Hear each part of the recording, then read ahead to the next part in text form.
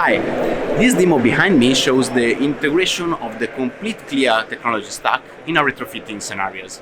Here we have a tabletop coffee machine with no internet connection.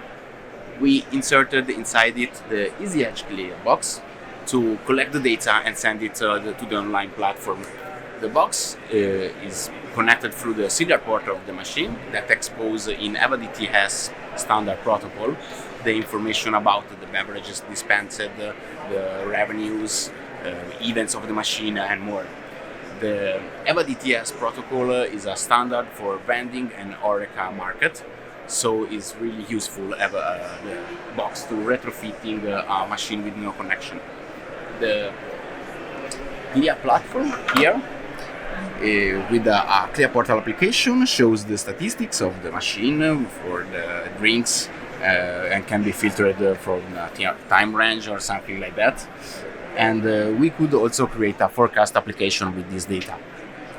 The takeout message from this demo are the direct communication with for the Horeca and vending machine markets through the Edgehog and ADTS without changing any part of the software of the machine.